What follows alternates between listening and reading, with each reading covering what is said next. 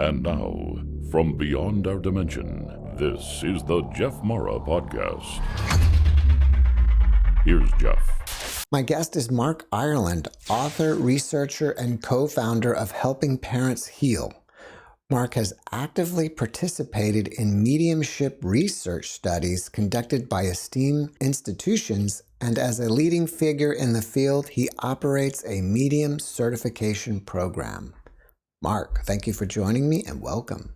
Sure, I appreciate being here. Mark, if you don't mind, can we start with what motivated you to investigate mediumship and afterlife evidence? Sure. Although I've kind of lived a mainstream lifestyle and went to college, got a degree, got married at a young age, had a couple of kids, I actually grew up with a father who was a pretty prominent psychic medium back in the day. 50s, 60s, 70s, 80s were kind of his prime era. And he counseled celebrities like Mae West, who I got to meet when I was 19 years old, and Glenn Ford and David Jansen. I even have a card from Mamie Eisenhower addressed to him on behalf of the president and her, which tells me he likely counseled them as well. He had his own church, which was a non-denominational church. He didn't really fit into a box, but he just wanted to show his gifts as I guess, as a evidence that we're more than just a body and a brain, that consciousness extends beyond that. And as a kid growing up, I would see him do the mediumship, not just the psychic stuff, because he was really a great psychic, but periodically I'd see him deliver highly specific messages to people with validations that you could tell were really impactful to them. And I always remembered that growing up. And it, but nonetheless, none of us really wants to be our parents. So I took a different path. And my dad and I were different people anyhow.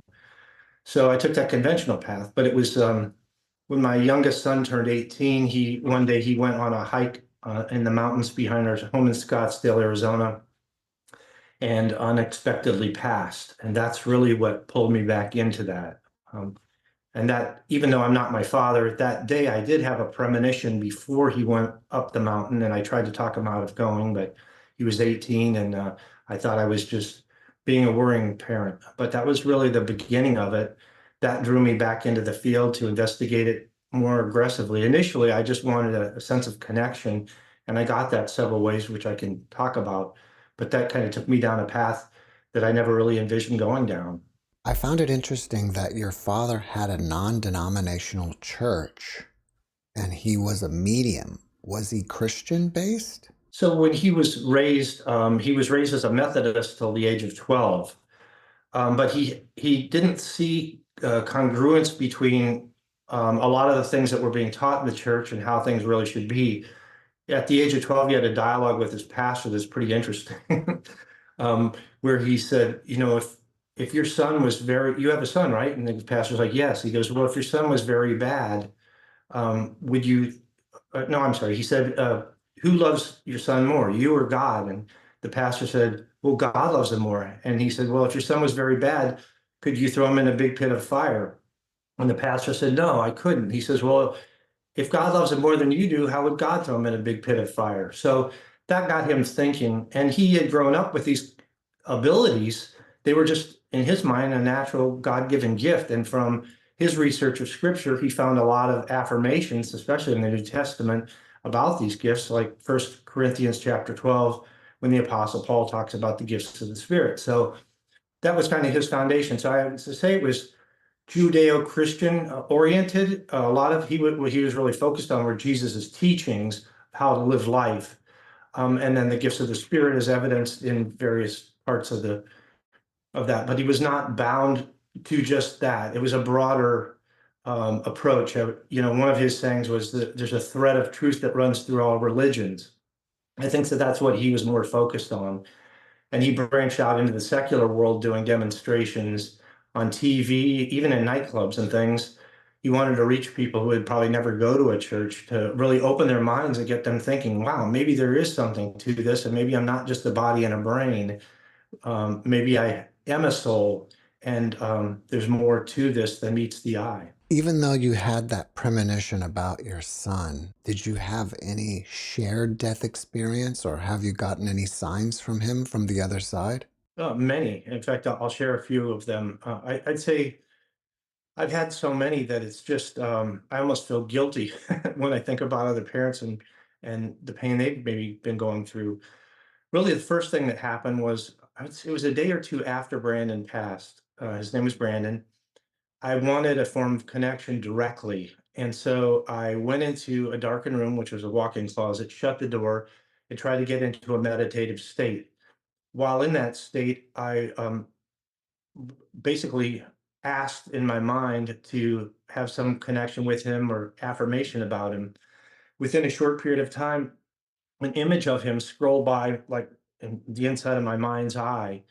Um, and it was him smiling and glowing like he was joyful. So that felt really good. But then I was surprised because then I saw another symbol scroll by right after that, which was a cross with an oval loop at the top. And I didn't know what that meant. I'd seen them before, but I didn't know what it meant. So after that experience, I went and Googled it and found out that that's called an Ankh. It's the oldest cross of human history, dates back about 5,000 years to the ancient Egyptians. The lower portion symbolizing physical life and the oval loop representing eternal life. So what I got was a coded message saying, my son is joyful, he's in eternal life. And had I already known what the symbol meant, I could have said, well, my subconscious was just trying to make me feel good. But instead, I had to go look this up and figure out what it meant. And I do always have a bit of skepticism, not for the reality of these phenomena, but just that, the experience was legitimate and real. The third day after my son had passed, I was in the mortuary making arrangements, and my uncle and I connected by cell phone. Now, my dad had been gone about 12 years by this point, but my uncle had similar abilities as my dad, and he had his own church in Tucson, Arizona as well. And he said, "Hey, Mark, I want to let you know something. I tried to connect last night and I didn't get anything. But this morning I got up, I was doing my morning meditation, and your dad came to me. And your dad said that he was there when Brandon crossed over and he helped him adjust. Brandon was a little confused. Brandon wanted you to know you're the best parents he ever could have had, which is the nice, warm, fuzzy thing we like to hear. But then he gave me the evidence. He said, Brandon's death, your dad said, was caused by a lack of oxygen that drove his blood oxygen level down to a point where it caused his heart to fail. And at that point, we had no results. We didn't know the cause of death. We just knew he'd gone hiking with his buddies.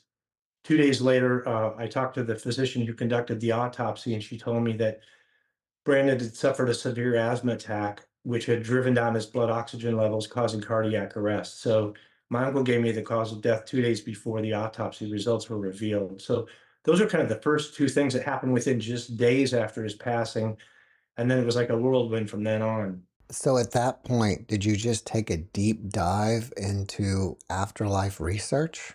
What had happened was initially I thought I've got to do something constructive for my own sanity because I was grieving, even though I had those affirmations, which was great, still you have to go through a grieving process. It's very, very tough. So I thought, what I should do is write a biography about my father.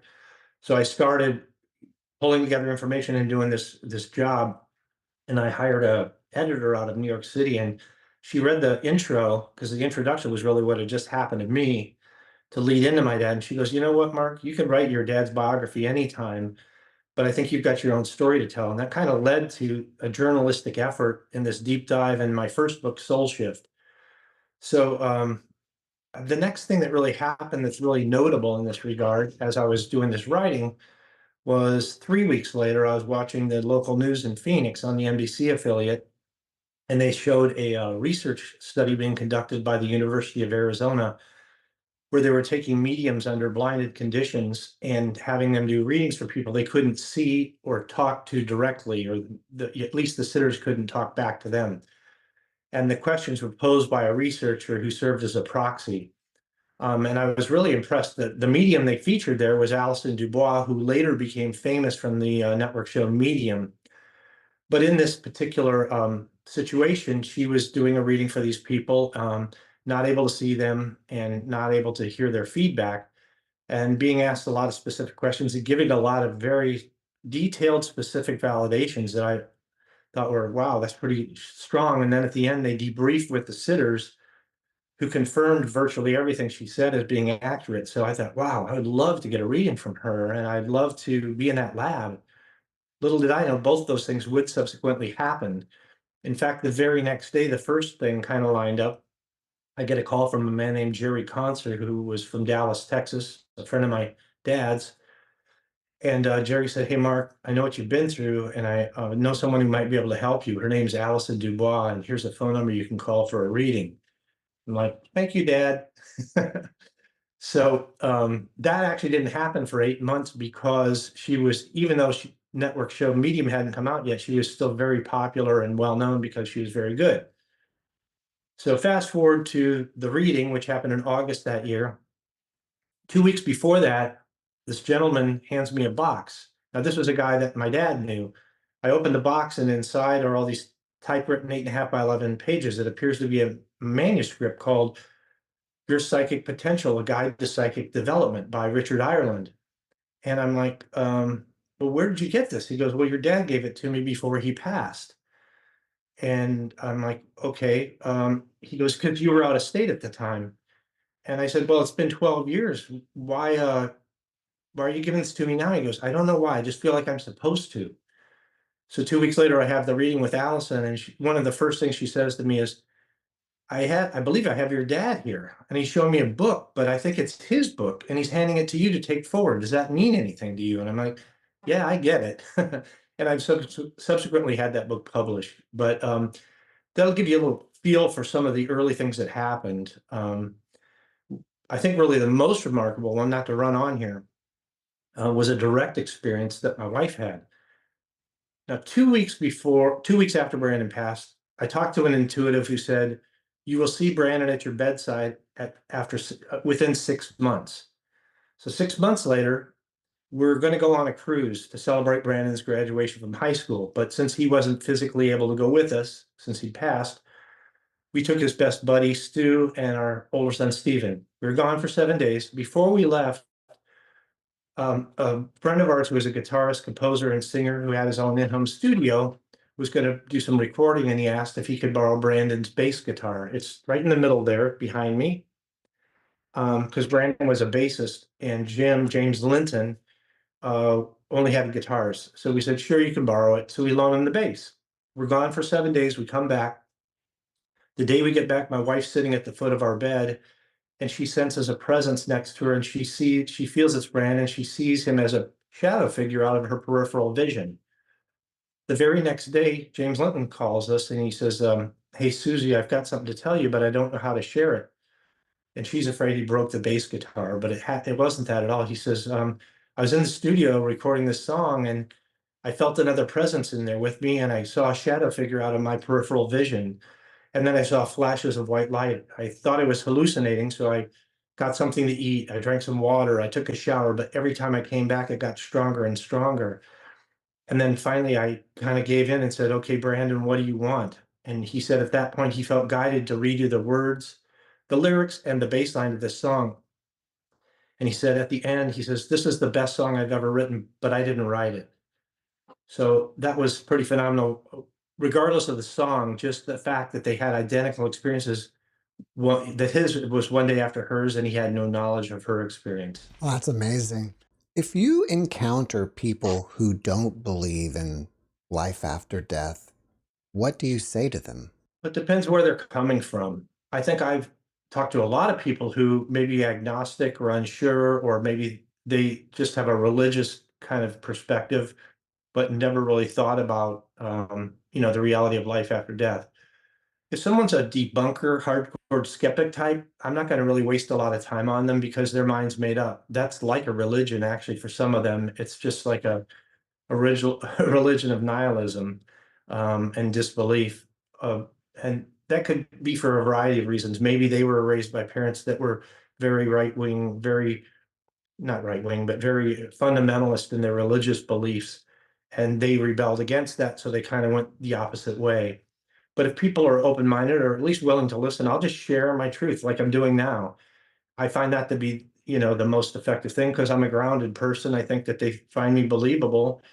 I'm not saying that they're going to accept it overnight, but what really makes a difference for anyone is a personal experience, a direct personal experience, whether that be in a mediumship reading, whether that be through something like I just described, either the one I had, with it in the darkened closet, or my wife's experience, or things like that, or such synchronicities like that book coming to me when it did in that fashion was really quite remarkable. Do you think that you may have the psychic abilities that your father has? You just have some kind of block to turn them on? Most of the medium friends I have who know me would say that that's exactly the case. But I've had flashes of it come through. I think part of it is that I've never really sought to be my father. I never felt I could measure up to his standard. And our personalities were different. I'm more practical and he was more live for the moment, kind of guy. I can give you an example of a few experiences. I want to Uh, stop you for 1 second, and I don't like interrupting people, but I think that from what you just said, to me, that's the block. That if you are psychic, you have to be your father, which to me says just because you're psychic doesn't mean you have to be your father. Yeah, I guess that's true. There's another piece of it too, though, in terms of the medium work, which is you're dealing with grieving people and they're very vulnerable. So it's a big responsibility to do that. So I would really have to have total confidence in the ability before I would plunge into that. But I have had sporadic experiences. I think one going back to when I was 18 years old, I was dating a girl. I had a dream one night that she was dating another guy, which made me jealous. But the funny thing was, I knew what he looked like and his first and last name. The next day, I talked to her. I said, "Hey, I had this dream about you last night." She goes, "Tell me about it." I'm like, "Yeah, it was just a dream." And she goes, "No, please tell me." And so I said, "Okay, well, you were seeing this other guy, and he looked like this tall and this build, this color hair, and his name was Bob Dooley." And she goes, "Oh my God." She goes, "I dated a guy named Bob Dooley when I lived in Kansas, and he looked just like that." So that was one. Another happened when I was at one of my dad's demonstrations, and at the end of it, he was going to do two with a break in between. And he says, "Okay, Mark, I'm too tired to do the next one. Do it for me." So facetiously, I put my hands out and I said, "Give me the power." So he puts his hands on mine. And he goes, "Okay, you've got it now. What's his name?" He just picked a stranger out of an adjacent booth, and it just came to me, just popped into my mind. I said, "Alan." He goes, so we had somebody tap the guy on the shoulder. "What's your name?" The guy goes, "What?" He goes, "Well, just tell us your name." He goes, "Alan." So at that moment, I kind of know, I felt the signature of what it feels like what my dad must feel like all the time, but I don't feel like that all the time. But I think that the most recent one that was really mind blowing was for a 3 year stint, I was invited to speak at a church in San Francisco called the Golden Gate Spiritualist Church. This place had been founded in 1924 by a woman named Florence Becker, who, by all accounts, was a lot like my father in her abilities. She passed away in 1970. So, anyhow, this church had invited us to go there for a 3 year period. And I would always bring my friend Tina Powers, who's a really fine medium from Tucson. So, this particular time we're going, she says, "Hey, Mark, I think you're going to get a message to share with the congregation. Will you share it?" I'm like, "Sure. If I get something, I'll share it." And she kept pestering me about this over and over. Even the day walking into the church, as we're walking over the threshold, she's like, "Mark, will you share a message if you get it?" I'm like, "Yes, Tina." So we go in. It's about a half hour to kill. So I go into their meditation room or their healing room, and I sit on a bench to a organ or a piano, and I try to quiet my mind. So while I'm sitting there, a name pops in, Max.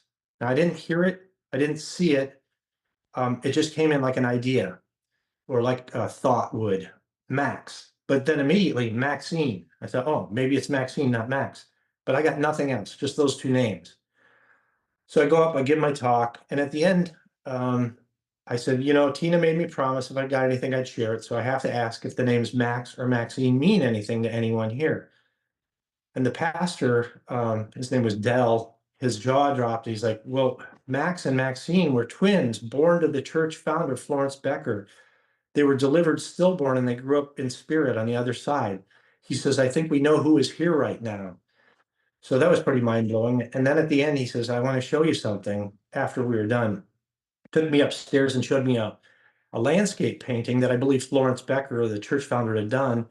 It had this long winding road. And at the end were these two little figures. He goes, "That's Max and Maxine at the end of the road." So I thought, okay, there, I can do this stuff, I guess, if, if I want to. I don't know that I would always control it. Maybe it's being in the right environment or with the right frame of mind.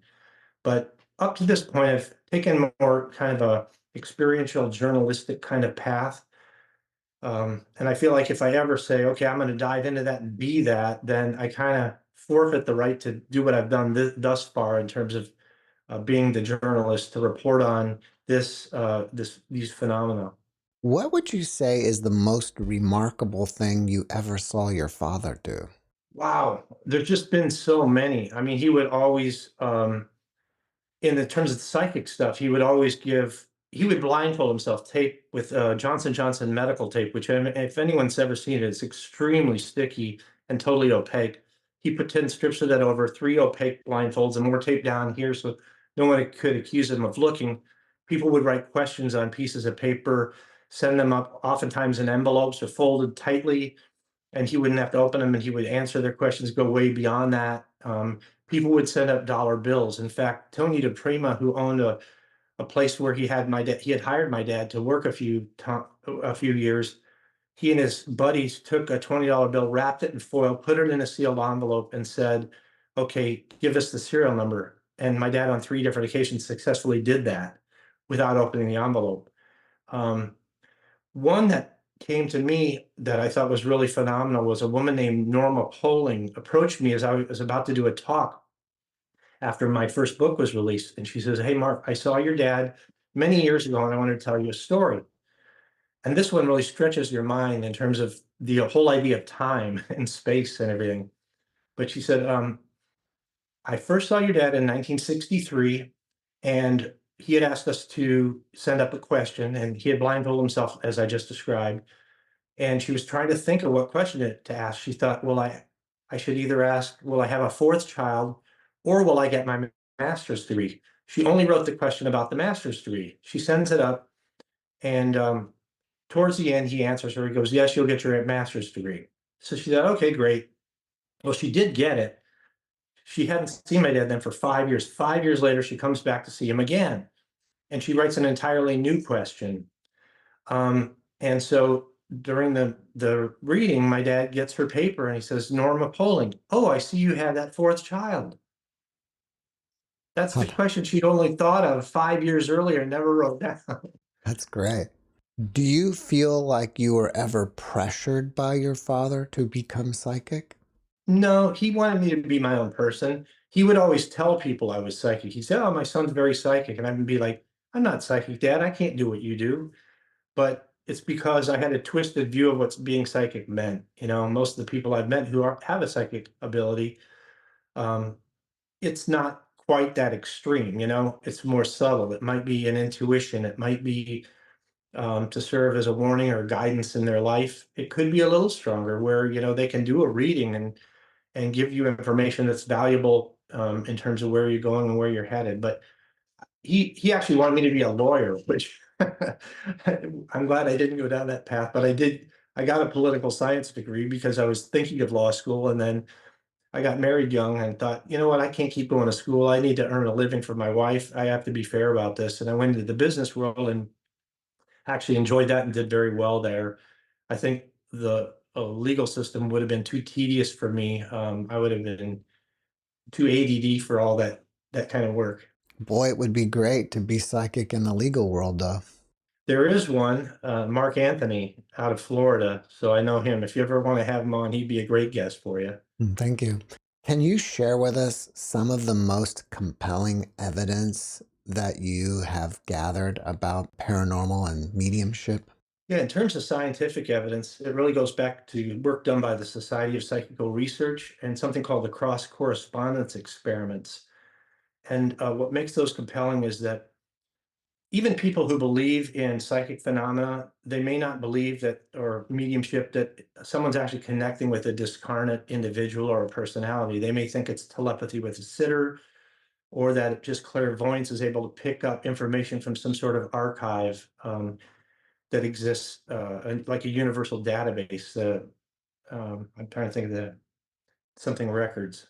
It escapes me at the moment. But anyhow, the cross correspondence experiments involved initially a leading figure from the SPR who had died, and then apparently conveyed messages to a number of different mediums in different places around the world.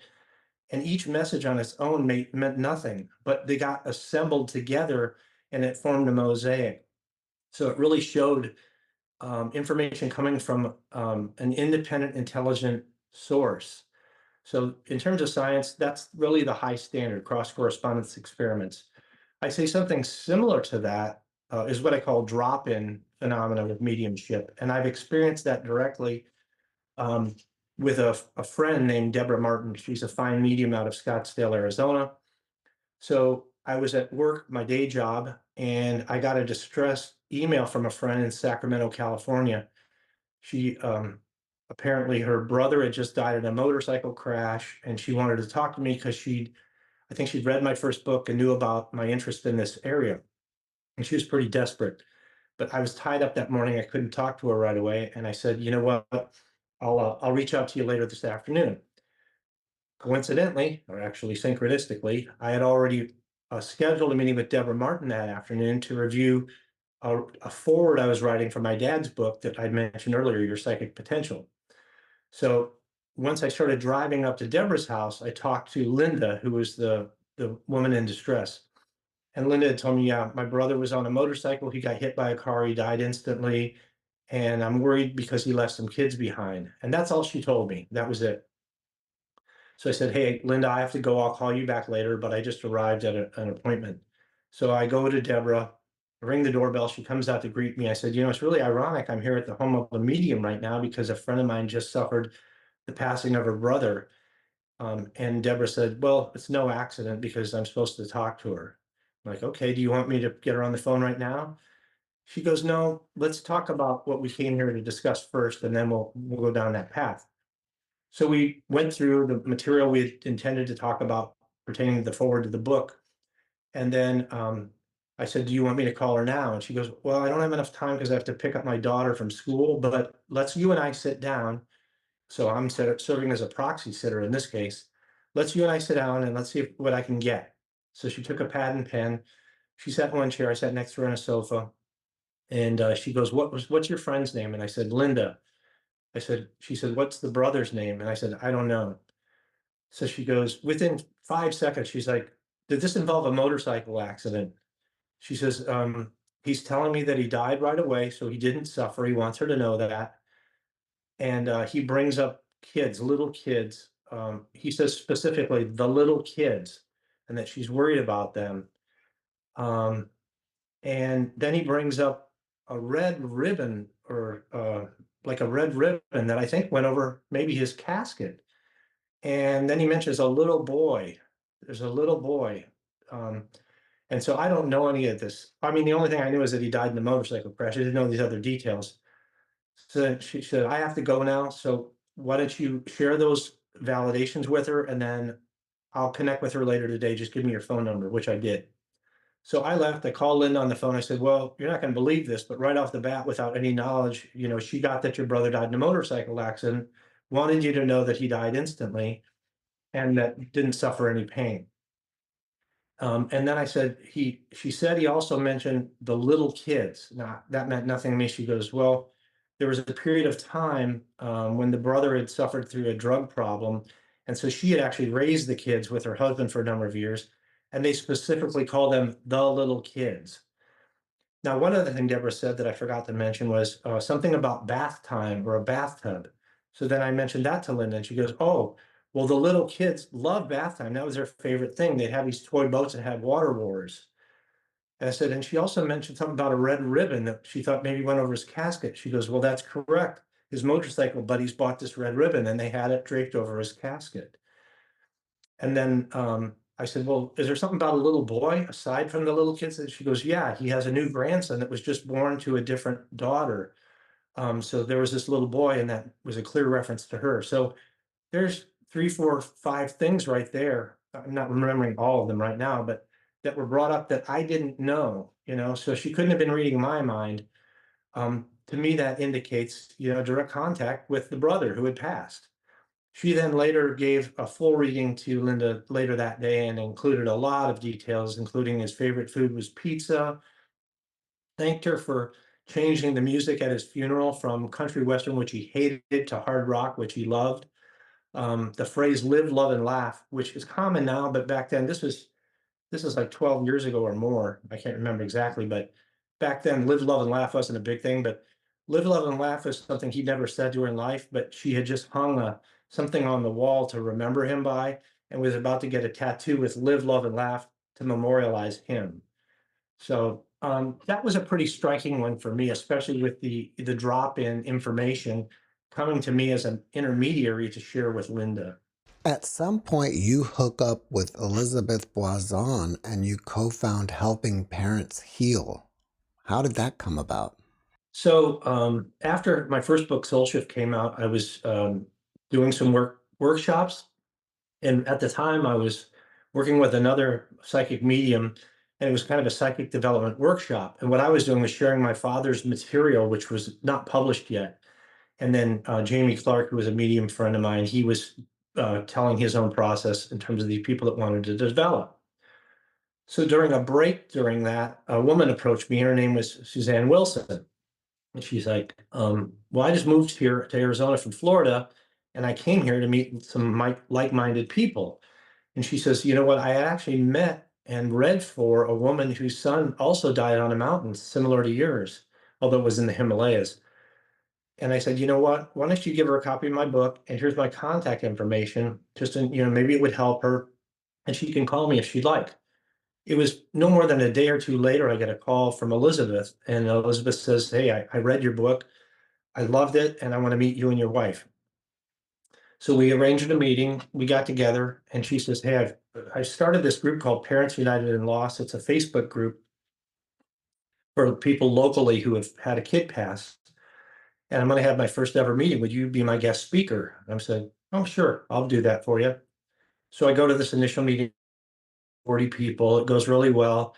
And then she starts having these meetings once a month. And I go to some of them when I can, and I don't go to all of them, but I go to as many as I can.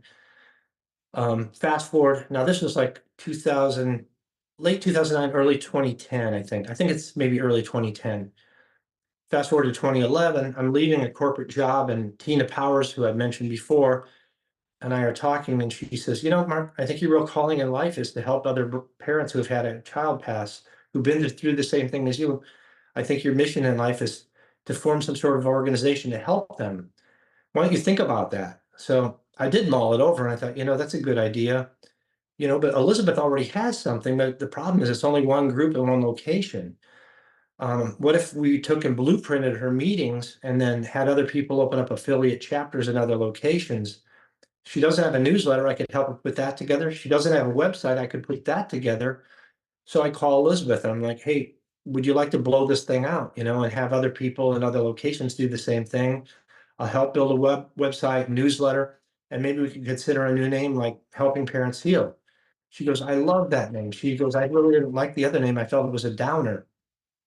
And so she agreed to work with me, and that's where it started. Really, the initial leaders were the people who had been attending her early meetings, became board members, and then it just grew. And we blueprinted it. We got word out initially on social media, and it just spread like wildfire. And now today we have 26,000 members worldwide. We have 175 affiliate chapters worldwide, and we do a conference every other year.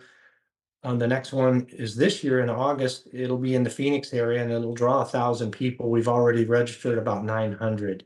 That's great. That's a lot of people. Yeah, and the other thing I wanted to share about that, what was really interesting, now the organization, the membership is probably 90% women. And I think it's because a lot of men are more closed off and won't share their thoughts and emotions. So a subgroup called Helping Fathers Heal was founded, and it's finally gotten some traction, which is very helpful. But part of what helped it was at our last conference, we had 900 people, and all the women that came brought their husbands. So these husbands are exposed to this information for the first time, many of which would never have considered mediumship as being legitimate, or somebody telling a story about their near-death experience, or just meeting other parents and building new friendships with people that have been through the same thing. And it transformed a lot of these men in remarkable ways. Even the hotel people that work there were afraid of our group. They're like, oh no, this is going to be such a bummer having all these bereaved people here. It's going to be a downer. And at the end, they were like, you're the best group we've ever had. We've never seen so much positive energy. And really that's what happened with it all. Such a heat from the new relationships to being exposed to things that were kind of opening people's minds up to know their kids still existed. And they didn't have to sever that relationship. Things were just different. It wasn't going to be like it was before, but they could go on and have a joyful and meaningful life. Can you tell us about the 5 pillars of healing? Sure. This is something I came up with kind of after observing the people who had come through helping parents heal, who came in initially were very despondent, depressed, and down, and came out the other end, happier, hopeful, um, able to function in a high manner, and have a productive, happy life. So the first pillar I observed is really if you have a supportive family and friend network, that's a big help. Not everybody does. Some families are too dysfunctional for that, but if you have that, that's a big plus. And for families not to try and sweep under the rug the child who passed or their name, because the parents want to talk about them. They want to share positive memories and things. So for those folks to keep that in mind. The second pillar is to meet other people who have been through the same thing. Because as I just described, that could be a big help to those folks to build those relationships where they can share back and forth. And they know somebody really understands what it's like, because if you haven't had a kid pass, you don't know what it's like. It's just inexplicable, the pain that you go through. The third pillar is to be of service to someone else in some other way. Now, not everybody's going to be ready to do this at the 1 week or 2 week mark. They're going to be in too dark a place, but at a point where they're able to, 3 months, 6 months, a year, whatever it is, if they can reach out, whether it's working at a soup kitchen, a foundation, uh, working with Helping Parents Heal, or doing something of service for others in need, great. It comes back to you when you do something positive. I've seen it time and again. It helps you heal too. The fourth pillar is a little tougher, and that is letting go of feelings of guilt. A lot of these parents, the majority probably, say, I could have done this, I should have done that, I should have seen the signs. Even I did that initially, because of the premonition I had. I'm like, I should have done everything to stop him. But the reality is, you couldn't have stopped it. I mean, in most cases, it's just going to happen. You can't control everything in life. You have to let go of those feelings of guilt, like you could have altered it or changed it. And going hand in hand with this are people or parents who can't let go of feelings of anger or forgive others they're holding responsible for their child's passing, whether that be a medical professional, someone who caused an accident, someone who caused an overdose, or whatever. Um, because it hurts you. You're hurting yourself by not forgiving. I know it's not easy to do. It's a very, very difficult ask, but that is something that if you can get to the point of forgiving, not forgetting, but forgiving, it will heal you inside. And then the fifth pillar is really the reason why Helping Parents Heal exists. We're the only organization of our type that allows the open discussion of afterlife evidence and spiritual experiences. So it's somebody being open to that. Initially, it may be just reading books, like my book, this one here that just came out, Persistence of the Soul, or reading books about near-death experiences by Raymond Moody or Dr. Bruce Grayson from the University of Virginia, or Eben Alexander, who was a neuroscientist who had a near-death experience. So some people get introduced to those things through the books, watching videos like this. And then eventually maybe people want to learn a meditative practice to try and have a direct connection. Maybe they want to get a mediumship reading from a vetted medium. Um, and some people who have extreme grief and can't seem to get past it might look into therapy, including EMDR. There's a process that was developed by Dr. Alan Botkin years ago, afterlife induced communications. And that was done through an EMDR process that he kind of learned by accident working with PTSD victims from Vietnam, or people who had suffered from PTSD who had served in Vietnam. And they had had experiences where they actually connected with and saw and communicated with people that they'd either killed in battle and were forgiven by, or in a case of one soldier, a young girl who he'd more or less adopted, this Vietnamese girl, and she was killed in battle, and he was so distraught over her, and he saw her again. And so this was a very healing process. So there's a variety of ways people can approach that, but those are some of them. Why did you start a medium certification program? Well, after my first book came out, I got flooded with requests for, you know, how, who should I go see? I wanted to get a reading. And at that time, I knew maybe four, five, six of them that were really good, but they were booked out a long way. And some are more celebrity type mediums. So they maybe charge more than some people wanted to pay or could pay. I thought, there have to be other people that have this ability at a high enough level that could be of service to people in grief. And while you can't guarantee a good reading every time, at least if you vet these folks, you're going to give them a better chance for a good reading. So that's really where it started. I had served as a test sitter for the University of Virginia Division of Perceptual Studies years ago with a Dr. Emily Williams Kelly. So she explained to me her protocols. And then I have another researcher friend, Tricia Robertson, who's with the Scottish Society of Psychical Research. She had served as the president of that organization. So I kind of took the protocols from UVA and then I ran them by Tricia, and I kind of formulated my own testing protocols. And what I came up with is to do 5 blinded readings via Zoom with no video, and where the medium is only allowed to know the first name of the person, and that's just at the beginning of the reading. They have to give this reading, it's recorded and then later transcribed, and then the sitter has to grade it for accuracy. So it's kind of an analytical process. The sitter has to grade break paragraphs into individual statements that can be graded correct, incorrect, or indeterminable. And then if certain statements are highly impactful, they can grade them as correct plus a bonus point system. And so that's really what it comes down to. They have to have a high enough percentage of accuracy to pass, and or combination of accuracy with the highly specific validations. So people have to score at least 75 points in my system to pass.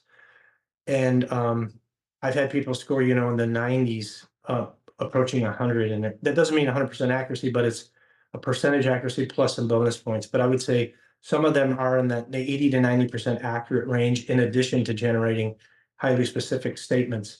And people might think, well, why can't somebody be 100% accurate if you're really talking to a spirit? You have to understand how the communication works. I actually have a whole chapter dedicated to explaining that to people. And even through my own process, like I explained before, with the Max and Maxine validation, usually these mediums are getting the information. It's dropping in as an idea or a word. Um, Very few of them hear auditorily in an auditory manner, but some do. But more often, it's going to come in as an idea or a thought, and then visual perceptions of symbols and things. So when you consider that's how they're getting the information, it's almost like a puzzle they have to put together and share with you, sharing the information. And that's why it's probably not ever going to be 100% accurate, just because of you're going through a vessel that's a human vessel that's imperfect. So, if people want to find the mediums that you've certified, how do they do that? So really, links to all the pertinent stuff I've talked about can be found on my website, markirelandauthor.com. There I've got a link to videos of my dad for people that want to see that.